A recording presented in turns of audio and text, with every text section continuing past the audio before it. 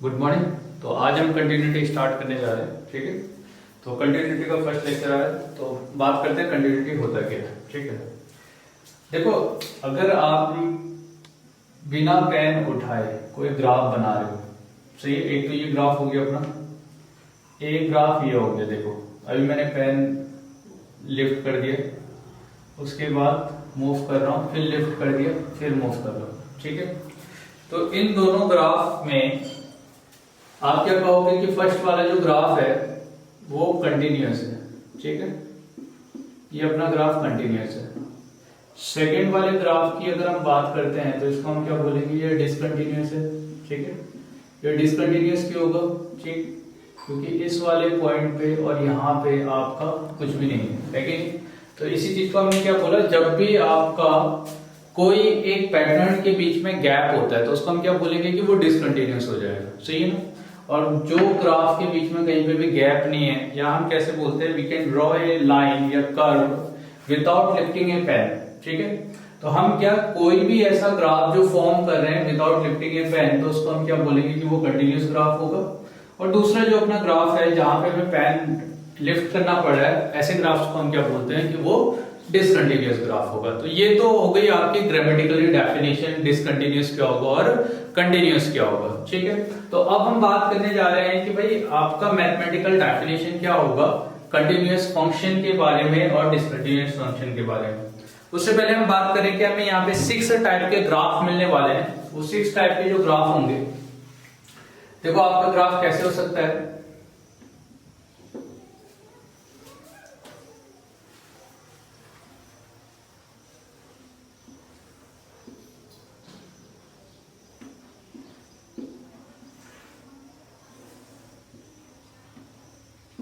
ठीक, मान लीजिए आपने एक ग्राफ ड्रॉ किया और ग्राफ ऐसे जा रहा है,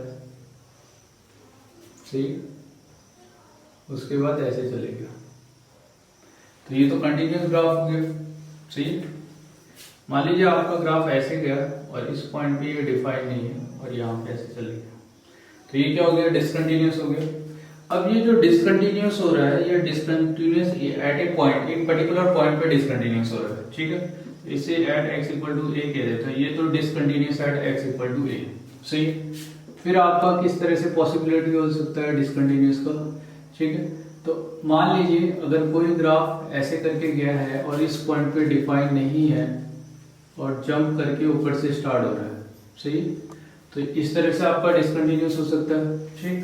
अब इन दोनों पॉइंट पे, यहाँ पे और यहाँ की अगर हम बात करते हैं तो वो दोनों ही ओपन है, ठीक है, दोनों ही आपके ओपन है। फोर्थ पॉइंट की अगर हम बात करें तो आपका जो ग्राफ है इस पॉइंट पे डिफाइन है एट x इक्वल टू ए पे।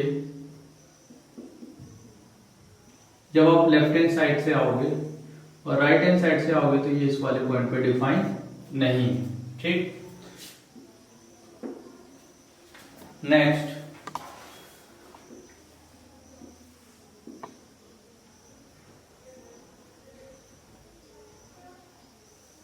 आपका ग्राफ x इक्वल टू ए पे इधर से भी इनफाइनाइट जा रहा है, इधर से भी इनफाइनाइट जा रहा है, सही है। ऐसा भी हो सकता है कि आपका ग्राफ वन साइड से इनफाइनाइट जाए और सेकंड साइड से कोई वैल्यू अचीव करे, सही है। तो ये डिफरेंट तरह के ग्राफ हो गए, जिसमें से फर्स्ट ग्राफ किस चीज को रिप्रेजेंट करता है कि ये कंटिन्यूअस ग्राफ है, ठीक है। इसके अलावा जितने भी मैं ग्राफ ड्रॉ करते जा रहा हूँ वो डिसकंटिन्यूअस ग्राफ होंगे। मींस आपका ये एक पर्टिकुलर पॉइंट पे डिसकंटिन्यूअस है। इस वाले केस में हम क्या कहते हैं कि लेफ्ट हैंड से जब आप आओगे तो लेफ्ट हैंड से आने पे ये कंटिन्यूअस होगा, राइट हैंड से भी आपका, सही है, कंटिन्यूअस होगा, मगर इस पर्टिकुलर पॉइंट पे ये डिसकंटिन्यूअस। या आप ऐसे कहते हो कि लेफ्ट हैंड लिमिट और राइट हैंड लिमिट ये दोनों क्या होगी, इक्वल होगी, ठीक है। मगर इस पर्टिकुलर पॉइंट पे जो वैल्यू होगा फंक्शन का f ऑफ a वो नॉट डिफाइन है, क्योंकि उस वाले पॉइंट पे कोई वैल्यू आपको दिया नहीं है। या ऐसा भी हो सकता है कि इस वाले पॉइंट पे जो वैल्यू है ये किसी दूसरी पॉइंट पे डिफाइन है। तो दो केस बनते हैं यहाँ पे कि ये वाला जो वैल्यू है f ऑफ a ये डिफाइन हो सकता है, नहीं भी हो सकता है। दोनों ही केस में अगर नॉट डिफाइन है तब तो कंटिन्यूअस हो ही नहीं सकता, अगर डिफाइन भी है और आपका लिमिट के इक्वल नहीं है तभी भी कंटिन्यूअस नहीं हो। सिमिलरली इस तरह के ग्राफ होते हैं, ये डिसकंटिन्यूअस है, देखो मैंने पेन लिफ्ट करने के बाद इन सब ग्राफ को बनाया हुआ है, तो ये हमारे डिसकंटिन्यूअस के डिफरेंट टाइप्स हैं। सही है, तो अब मैथमेटिकल डेफिनेशन से हम स्टार्ट कर रहे हैं कि कंटिन्यूअस की मैथमेटिकल डेफिनेशन क्या होगी।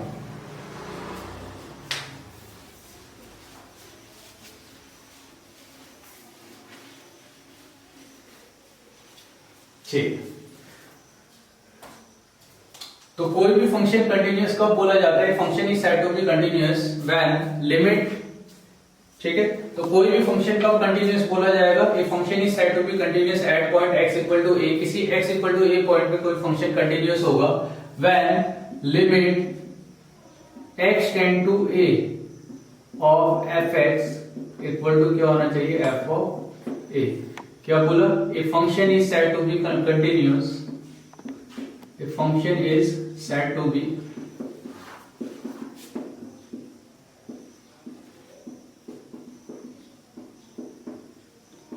at x equal to a if limit x tend to a of fx is equal to f of a। ठीक है, तो इस फंक्शन को आपने क्या बोला कि हमारा फंक्शन क्या होगा? कंटिन्यूअस होगा। अब जो यहाँ पे आपका लिमिट एग्जिस्ट करता है, तो लिमिट में दो पोर्शन होते हैं, एक तो लेफ्ट हैंड लिमिट, एक राइट हैंड लिमिट। तो इस वाले पोर्शन को हम कैसे लिखते हैं? Limit x tend to a minus of f of x minus of a equal to limit x tend to a plus f of a plus x equal to f of x। तो दो term आ रहे हैं इसमें, एक तो left hand limit आ रहा है, दूसरा आपका ये आपका हो गया लेफ्ट हैंड लिमिट, सेकेंड आपका राइट हैंड लिमिट। ठीक है, और यहाँ पे आपका फंक्शन की वैल्यू होगी। ठीक है, तो at x equal to a पे value of function at x equal to a, value of function at x equal to a। ठीक है, तो ये वैल्यू होगी। तो अगर हमें कभी भी किसी पर्टिकुलर पॉइंट पे लिमिट कैलकुलेट करना है तो क्या करना पड़ेगा? आपका जो फंक्शन है left hand limit right hand limit के इक्वल होना चाहिए, और पर्टिकुलर पॉइंट पे at x equal to a पे फंक्शन का जो वैल्यू है वो भी इक्वल होना चाहिए। ठीक है, तब जाके मैं क्या बोलूंगा कि मेरे फंक्शन की लिमिट एग्जिस्ट करेगी। सही है, तो नोट करके इसमें कुछ पॉइंट्स है हमारे पास। अब देखो, अगर आपका फंक्शन कंटिन्यूअस बोला गया, जैसे हम बात करते हैं कि हमारे पास 10th क्लास और 11th क्लास दे रखी है, दो क्लासेस ले रहे हैं। ठीक है, अब क्या है कि अगर मैं ये कहूं कि किसी स्टूडेंट ने, मान लेते हैं स्टूडेंट ए, तो ए स्टूडेंट ने 10th क्लास पास किया है।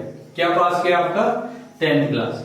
तो अगर ए स्टूडेंट ने 10th क्लास पास किया होगा तो इसकी कोई गारंटी नहीं है कि उसने 11th क्लास भी पास किया होगा।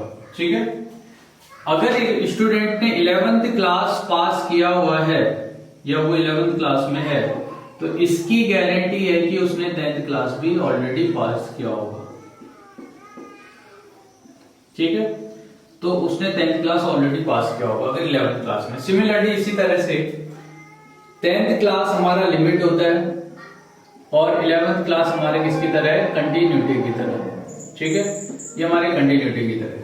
तो 10th क्लास हमारे लिमिट की तरह है, 11th क्लास अपना कंटिन्यूटी की तरह है। तो अगर किसी ने 11th क्लास पास किया होगा या कोई मेरा फंक्शन कंटिन्यूअस होगा तो हम क्या बोलेंगे कि उसका लिमिट भी एग्जिस्ट करेगा, क्योंकि कंटिन्यूटी की डेफिनेशन में लिमिट अपने आप ही ऑलरेडी इंक्लूडेड है। मगर अगर फंक्शन कंटिन्यूअस है तो हम ये नहीं कह, सॉरी, लिमिट एग्जिस्ट करती है तो ये नहीं कह सकते कि फंक्शन कंटिन्यूअस होगा या नहीं होगा। तो हमारा नोट करके फर्स्ट पॉइंट क्या है कि if A function is continuous, if a function is continuous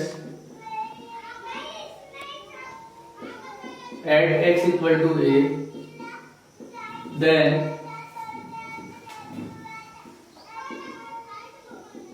limit is also exist at x equal to a।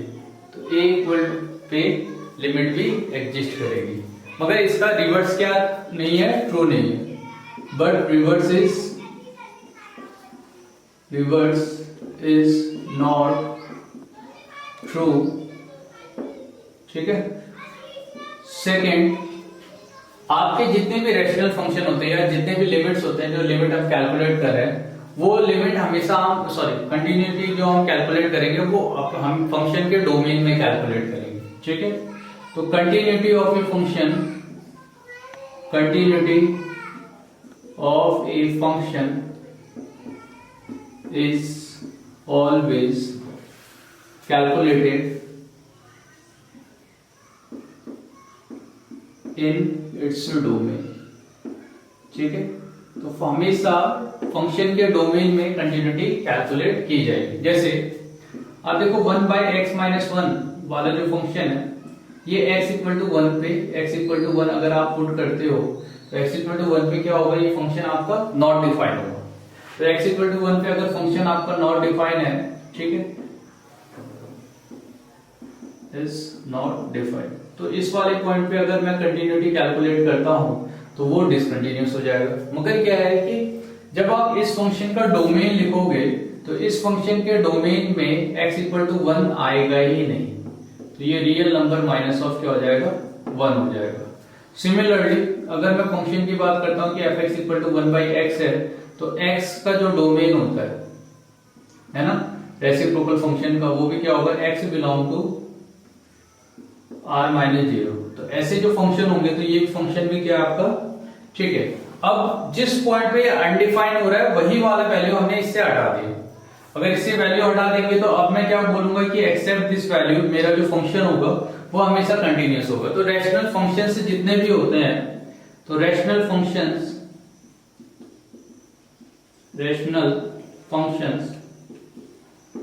Are always continuous, ठीक है। जितने भी रैशनल फंक्शन होंगे वो क्या होंगे, हमेशा आपके कंटिन्यूअस होंगे, ठीक है। तो इस बात को आपको क्या करना है, ध्यान रखना है, सही।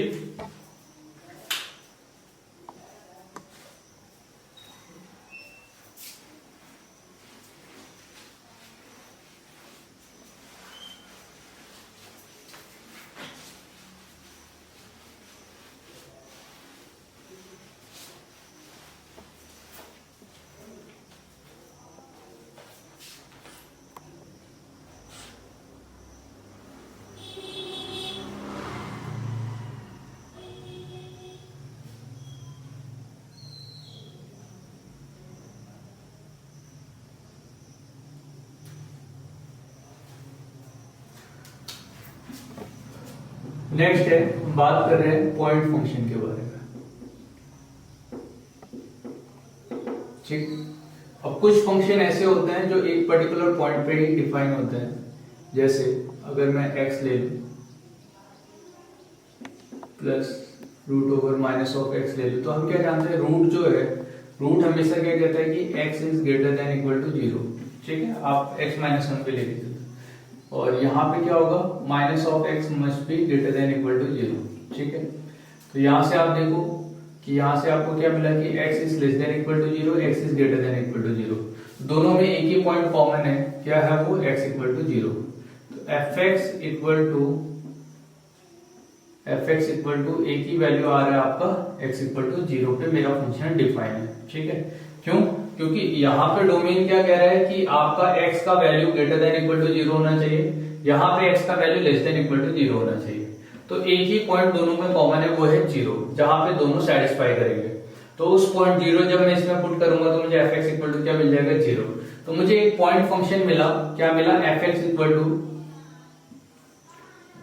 x इक्वल टू 0 पे y इक्वल टू 0, एक ही पॉइंट मिल रहा है। तो मेरा जो फंक्शन है वो एक पर्टिकुलर पॉइंट दे रहा है, तो इस पर्टिकुलर पॉइंट के बाद मेरा फंक्शन कोई दूसरा पॉइंट नहीं देगा, तो ऐसे फंक्शन को हम पॉइंट फंक्शन कहते हैं, ठीक है। तो ये हमारे हो गए पॉइंट फंक्शन। और जो पॉइंट फंक्शन होता है, पॉइंट फंक्शन हमेशा कंटिन्यूअस होता है, ठीक है। अगर आपको पर्टिकुलर एक पॉइंट मिल रहा है तो इस फंक्शन पॉइंट को हम क्या बोलेंगे कि हमारा जो फंक्शन होगा वो हमेशा कंटिन्यूअस है। तो point function is always continuous, ठीक है। तो पॉइंट फंक्शन आपका हमेशा कंटिन्यूअस होगा, ठीक। अब क्या है कि जो हमारा कंटिन्यूटी है ना, इसको हम डिफरेंट पार्ट में डिवाइड करते हैं। जैसे हम क्या करेंगे, continuity at a particular point calculate करेंगे, फिर continuity at an interval calculate करेंगे, उसके बाद हम देखेंगे कि continuity at a ends point क्या होगा, कि एंड्स कोऑर्डिनेट पे आपकी कंटिन्यूटी क्या होगी। तो सबसे पहले हम बात करें continuity at a particular point, जिसके बारे में हमने डिफाइन किया। क्या डिफाइन किया, जब हम किसी पर्टिकुलर पॉइंट पे कंटिन्यूटी की डेफिनेशन की बात करते हैं तो हमने क्या बोला कि भाई मेरा जो लिमिट है, limit x tend to a of f(x) must be equal to क्या होना चाहिए, f ऑफ a। उस पॉइंट पे फंक्शन की जो वैल्यू है उसके इक्वल होना चाहिए। सही, तो चलिए इससे रिलेटेड क्वेश्चन करते हैं कुछ। ठीक, फर्स्ट क्वेश्चन है अपना,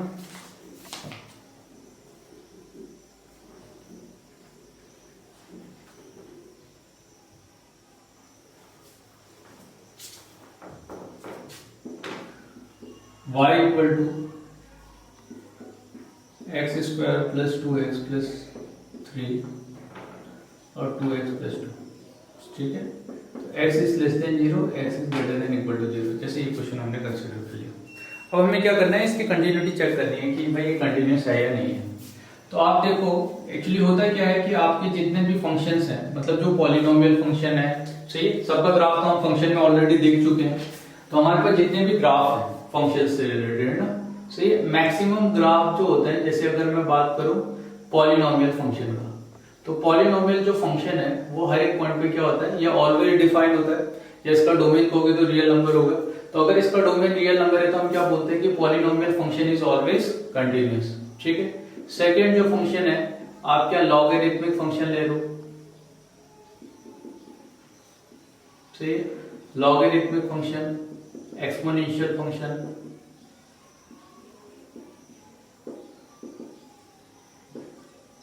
ठीक है, पॉलिनोमियल फंक्शन, एक्सपोनेंशियल फंक्शन, आपका लॉगरिथमिक फंक्शन, सही, और भी फंक्शन जैसे स्क्वायर रूट फंक्शन हो गया,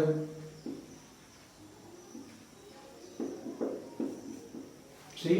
तो जो भी फंक्शन का ग्राफ आप जानते हो, जिसका ग्राफ आप कंटिन्यूअस बना सकते हो, वो सब कैसे हो गए हमारे फंक्शन। ठीक है, अब पॉलिनोमियल के अंदर क्वाड्रेटिक, रैशनल सब कुछ आ जाएगा। सही, तो अभी हमारे पास जो ये फंक्शन दे रखा है ये क्वाड्रेटिक फंक्शन है और ये लीनियर फंक्शन है। दोनों के दोनों कैसे होते हैं आपके, ये दोनों ही फंक्शन आपके कैसे होते हैं, आपके कंटिन्यूअस होते हैं। तो एक पॉइंट ऐसा है जहां पे ये फंक्शन जंप करे, मैं आपको ग्राफ बना के दिखाता हूँ। एट एक्स इक्वल टू 0 से पहले इसका ग्राफ ड्रॉ करना है आपको, और x इक्वल टू 0 के बाद इसका ग्राफ ड्रॉ करना है। जब आप यहाँ पे 0 पुट करोगे तो इसका वैल्यू कितना हो जाएगा, 2 हो जाएगा। ठीक है, या आप इस y equal to 2x plus 2 देखोगे तो ये एक लाइन है, सही, जहां पे इसका वैल्यू कितना है, 2 है। x इक्वल टू 0 पे इसका वैल्यू 2 है, और क्योंकि इसका जो स्लोप है वो पॉजिटिव है, tan थीटा इक्वल टू 2 आएगा, तो यहां से कोई लाइन जा रही होगी इस तरह से। ठीक है, इस तरह से कोई लाइन जा रही होगी। अब क्या है, x इक्वल टू 0 जब आप यहाँ पे पुट करोगे, अब देखो इससे इस तरफ ग्राफ फॉर्म हो रहा होगा आपका। ठीक है, और ग्राफ कैसे फॉर्म हो रहा होगा, आप x is y equal to X square plus 2x plus 1 plus 2 लिख सकते हो इसे। तो ये x प्लस 1 का होल स्क्वायर है प्लस 2 है। ठीक है, तो आप क्या देख रहे हो, ये ग्राफ है ना y minus of 2 equal to X plus 1 का होल स्क्वायर, ऐसा ग्राफ होगा ये। और इस ग्राफ के बारे में हम क्या जानते हैं कि इसे हम capital Y equal to X square लिख सकते हैं। तो capital Y equal to X square का जो ग्राफ होगा, जहां पे आपका जो ग्राफ है वो y इक्वल टू 2 और x इक्वल टू -1 पे हमें शिफ्ट कर देना है। तो पहले हम ग्राफ ड्रॉ कर रहे हैं किसका, X square y equal to X square का, और यहाँ पे जो आपका वर्टेक्स आ रहा है, इस वर्टेक्स को हमें शिफ्ट कर देना है y इक्वल टू 2 और x इक्वल टू -1 पे। तो x equal to -1, y equal to 2 तो ये है, और x इक्वल टू -1 पे शिफ्ट कर देंगे तो आपका ग्राफ यहाँ आ जाएगा। ठीक है, अब इस पॉइंट से आपको ग्राफ ड्रॉ करना है, तो इधर आने वाला जो पूरा ग्राफ इधर शिफ्ट हो गया होगा, तो ये ग्राफ ऐसे करके आएगा और यहाँ से ऐसे जाएगा। ठीक है, तो आप देखो जब x इक्वल टू 0 है तो x इक्वल टू 0 पे इसका वैल्यू कितना होगा, 3 होगा। सही, तो आप जब लेफ्ट हैंड साइड से आ रहे हो तो फंक्शन का वैल्यू कितना हो रहा है, यहाँ पे 3 हो रहा है, और राइट हैंड साइड से आ रहे हो तो फंक्शन का वैल्यू कितना हो जा रहा है, 2 हो जा रहा है कि नहीं। तो इस वाले केस में तो आप क्या देखते हो कि इसकी जो लिमिट है, लिमिट ही सेटिस्फाई नहीं हो रही। मीन्स जब limit of x tend to 0 of minus calculate करोगे आप, तो x square plus 2x plus 3, तो वो 3 देगा। Limit of x tend to 0 plus करोगे तो 2x प्लस 2 कितना देगा आपको 2 दे देगा। तो ये है आपका लेफ्ट हैंड लिमिट, ये है आपका राइट हैंड लिमिट। तो left hand limit is not equal to right hand limit. तो अगर लिमिट ही इक्वल नहीं होता है तो कंटिन्यूटी की तो बात ही नहीं करनी, सही है। तो फर्स्ट क्वेश्चन हमारे क्या देखा हमने कि हमारा अगर लिमिट एग्जिस्ट नहीं करता है तो मेरा फंक्शन कंटिन्यूअस भी नहीं होगा, सही है। तो अब बात करने जा रहे हैं दूसरे क्वेश्चंस के बारे में।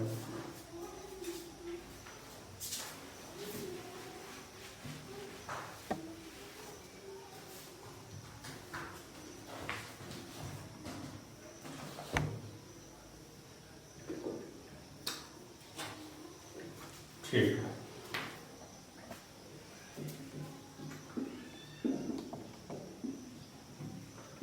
y equal to sin of x cos of x, x is greater than x is less than equal to pi by 4, x is greater than pi by 4, ठीक है। इसको डिस्कस करेंगे। fx equal to cot of x cos of x की power cot square x if x is not equal to 0 और e to the power minus 1/2 if x equal to 0, ठीक है। Find whether function is continuous or not at x equal to 0, ठीक है।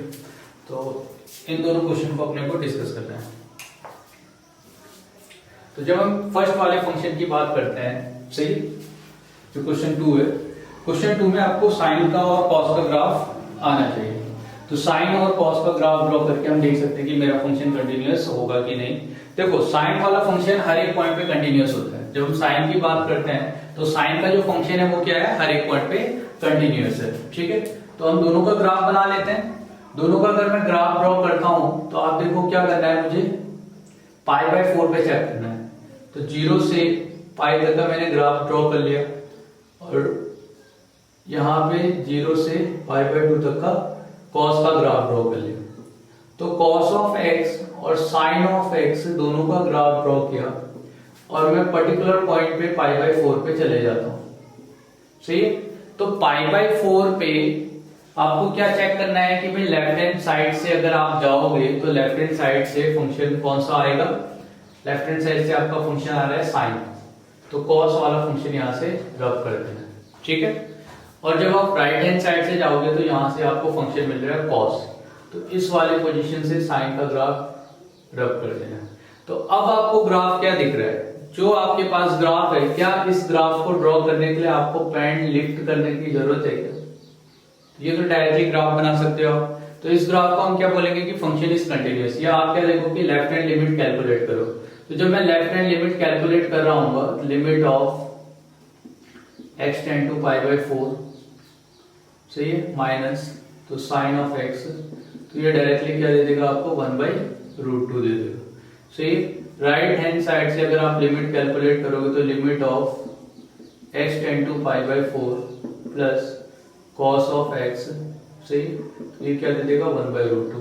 तो यहां से आपको क्या मिला कि left hand side, left hand limit equal to right hand limit equal to f of pi by 4।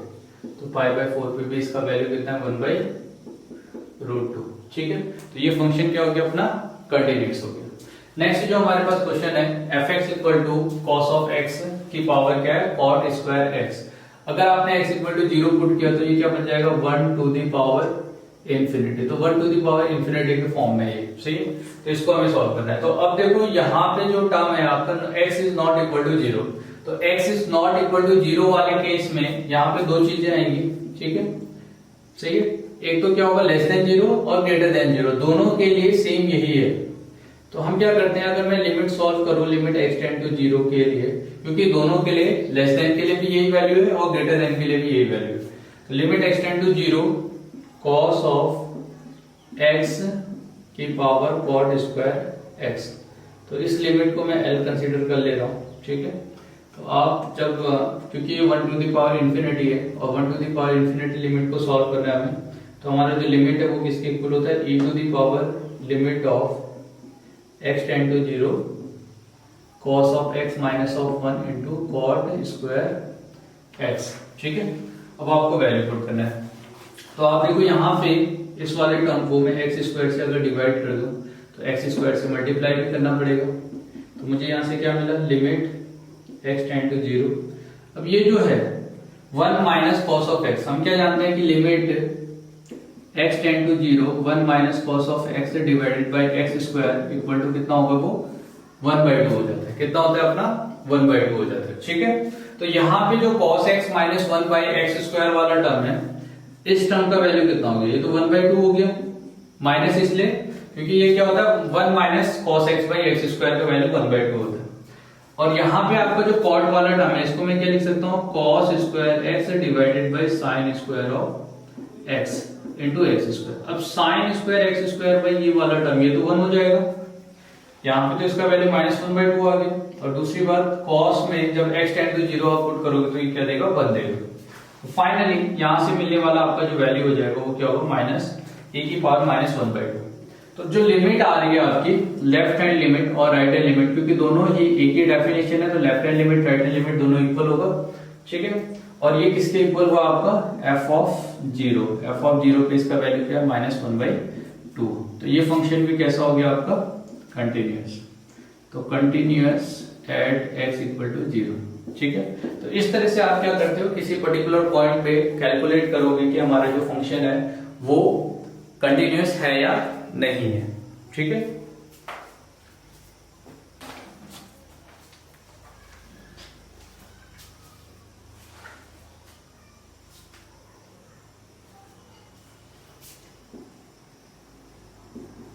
Next question, f(x) equal to e to the power x minus 1 का cube cosec of ax divided by ln of 1 plus X square. ठीक है, when x is not equal to 0। Second है आपका equal to b when x equal to 0। ठीक, अब question क्या change कर दिया, if function is continuous then find the relation between